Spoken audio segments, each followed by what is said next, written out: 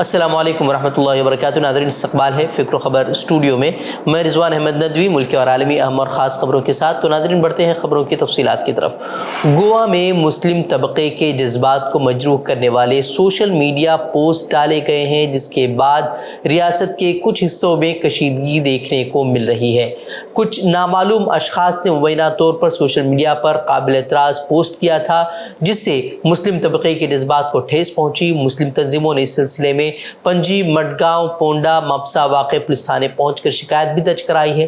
मुस्लिम तंजीमों ने cyber crime department में एक शिकायत दी है, जिसमें कहा गया है कि जिन लोगों ने इंस्टाग्राम पर फर्जी अकाउंट बनाए हैं और मुबैना तौर पर पैगम्बर हज़रत मोहम्मद सल्लल्लाहु अलैहि वसल्लम और इस्लाम के ख़िलाफ़ कुछ काबिल एतराज़ तबसरे किए हैं, उन्हें गिरफ्तार किया जाना चाहिए। सैकड़ों लोग फौरी कार्रवाई का मुतालबा करते हुए पुलिस स्टेशन के बाहर जमा हुए। पुलिस ने फिर उन्हें मामले की जांच कर कसूरवारों को पकड़ने का यकीन दिलाया और उन्हें वो मुतमईन कराकर घर वापस भेज दिया है।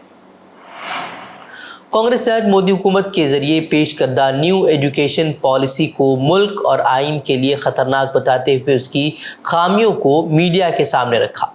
कांग्रेस के शेड्यूल कास्ट सेल के कौमी सदर राजेश ने एक प्रेस कॉन्फ्रेंस से खिताब करते हुए कहा कि बीजेपी जो न्यू एजुकेशन पॉलिसी लेकर आई है वो बेहद ख़तरनाक है।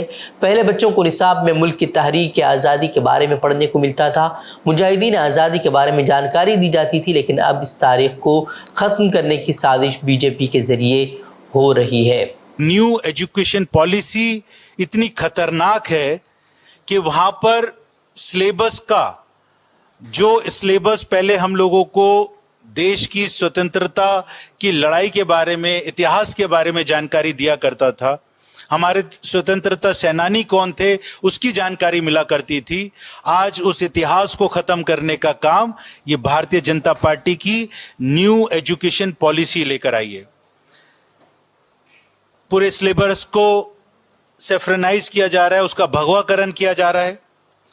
पहले हर प्रदेश के पास में, हर स्टेट के पास में कॉन्स्टिट्यूशन के हिसाब से उनको बच्चों को पढ़ाने के लिए सिलेबस बनाने का अधिकार था, लेकिन इसको सेंट्रलाइज करने के लिए जो एक प्रयास कर रहे हैं, एक षड्यंत्र में आरोप लगाना चाहता हूं भारतीय जनता पार्टी के ऊपर कि साउथ का बच्चा भी वही पढ़ेगा जो नॉर्थ का पढ़ेगा। ऐसा नहीं होना चाहिए, क्योंकि हर प्रदेश की अपनी संस्कृति है, उसका अपना एक इतिहास है, उसकी अपनी विचारधारा है, और वो जिस विचारधारा के साथ में, जिस संस्कृति के साथ में परवरिश लेते हैं, उसको वो वहाँ उस प्रदेश को अधिकार है कि अपने बच्चों को भी उसके लिए शिक्षित करे। लेकिन भारतीय जनता पार्टी जो काम कर रही है वो बहुत खतरनाक काम है कि बच्चों का अगर भगवाकरण होगा, अगर शिक्षा का भगवाकरण होगा, तो मैं समझता हूं कि इस देश का संविधान खतरे में है। जिनके बाद अब भी 2000 रुपए के नोट पड़े हुए हैं, उन्हें परेशान होने की ज़रूरत नहीं है। आरबीआई ने नोट को बदलने की आखिरी तारीख यानी कि 30 सितंबर उसमें वो तोसी करने का ऐलान कर दिया है। रिजर्व बैंक ने हफ्ते के रोज़ एक प्रेस रिलीज जारी की, जिसमें बताया गया है कि अब 2000 रुपए के नोट बदलने की आखिरी तारीख 7 अक्टूबर 2023 कर दी गई है। यानी कि आपके पास अगर 2000 रुपए के नोट हैं तो आप 7 अक्टूबर तक उसे बदल सकते हैं। रिजर्व बैंक ऑफ इंडिया ने जानकारी दी है कि रिव्यू किए जाने के बाद फैसला लिया गया कि नोट बदलने की तारीख में 7 अक्टूबर तक तोसी की जाए। आरबीआई की रिपोर्ट के मुताबिक अब तक 93% 2000 रुपए के नोट बैंक में वापस आ चुके हैं।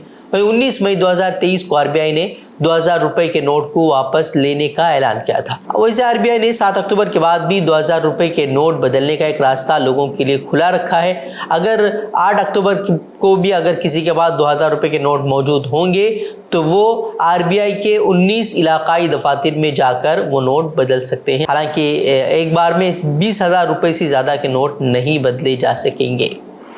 मध्य प्रदेश में इंतखाबी रैली से खिताब करते हुए राहुल गांधी ने एक बार फिर मरकज़ी हुकूमत पर इल्ज़ाम आयद किया है कि वो मुल्क में सिर्फ 2-3 सनअतकारों को फ़ायदा पहुँचाने के लिए काम कर रही है। दरअसल राहुल गांधी कल जन आक्रोश यात्रा में शिरकत के लिए पहुंचे थे। कांग्रेस के सीनियर लीडर ने इल्जाम लगाया कि मुल्क में 2-3 अरबपतियों को फायदा पहुंचाने के लिए मुख्तलिफ काम किए जा रहे हैं। उन्होंने दावा किया कि जैसे ही उन्होंने अडानी मसले पर पार्लियामेंट में तकरीर की, उनकी लोकसभा की रुकनीत मनसूख कर दी गई। इस सिलसिले में राहुल गांधी ने कहा कि उनके लिए इस तरह की बातों से कोई फर्क नहीं पड़ता, उन्हें तो सिर्फ सच्चाई को सबके सामने पेश करना है। ही मैंने अपना पार्लियामेंट में अडानी जी का भाषण दिया, वैसे ही बीजेपी ने मेरी लोकसभा की जो सदस्यता है उसे रद्द कर दी, खत्म कर दी। आप सोचिए, अडानी जी की रक्षा करने के लिए एकदम मेरी लोकसभा की जो सदस्यता थी उसको कैंसिल कर दिया। मुझे कोई फर्क नहीं पड़ता, करिए जितना करना है, मैं सच्चाई बोलता हूं और देश के सामने एक सच्चाई अडानी जी हैं। मीडिया की बात की, मैंने मजाक में कहा कि मीडिया वाले हमारी मीटिंग तो दिखाएंगे नहीं। मोदी जी का चेहरा 24 घंटा दिखेगा, शिवराज जी का चेहरा 24 घंटा दिखेगा। क्यों? क्योंकि इनका रिमोट कंट्रोल अडानी जी के हाथ में है। नई दिल्ली में वाक़या अफगानिस्तान का सिफारत खाना आज से बंद हो गया है। सिफारत खाने ने भारतीय हुकूमत को मुत्तला किया है कि तालिबान हुकूमत के पास वसाइल की कमी के पेश नज़र उसे मजबूरन उसे बंद करना पड़ रहा है और इल्ज़ाम भी लगाया कि मुतअद्दिद दरखास्तों के बावजूद नई दिल्ली ने उसकी कोई मदद नहीं की। बता दें कि अशरफ गनी की साबिका अफगान हुकूमत की तरफ से तैनात किए गए सफ़ीर कई माह से लंदन में है, जबकि सिफारत खाने के दीगर अहदेदारों ने अमेरिका, कनाडा और ऑस्ट्रेलिया समेत कई मगरबी ममालिक में सियासी पनाह हासिल कर ली है।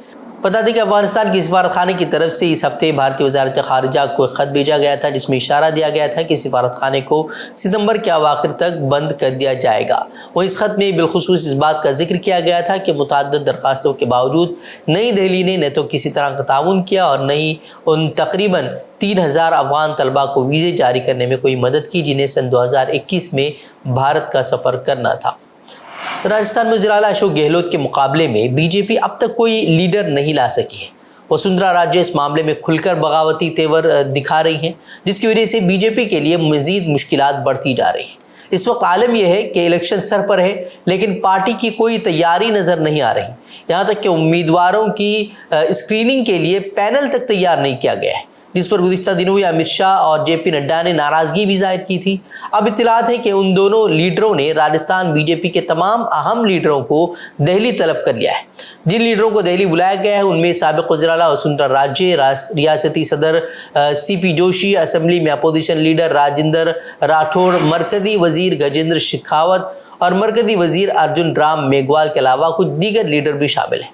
उनमें से कुछ लीडरान दिल्ली में ही मौजूद हैं, जबकि बकिया जो लीडरान हैं वो आज सुबह राजधानी दिल्ली पहुंच गए हैं और आज मीटिंग होगी और उसके बाद जो है कुछ लाएअमल तैयार होने की उम्मीद जाहिर की जा रही है। भटकल वालों की खुसूसियत रही है कि वो दुनिया में जहां भी रहते हैं जमाती निज़ाम से जुड़े रहते हैं। मुत्तहिदा अरब इमारात के अबू धाबी में 5 दहाइयों से भी ज़ायद मुद्दत से भटकल अहबाब मुकीम हैं। उनकी जमात मरकज़ अन-नवाइत अबू धाबी के क़याम को अब 50 साल मुकम्मल हो रहे हैं। इसी मुनासिबत से एक तकरीब 18 नवंबर 2023 को अबू धाबी में मुनाक़िद की जा रही है।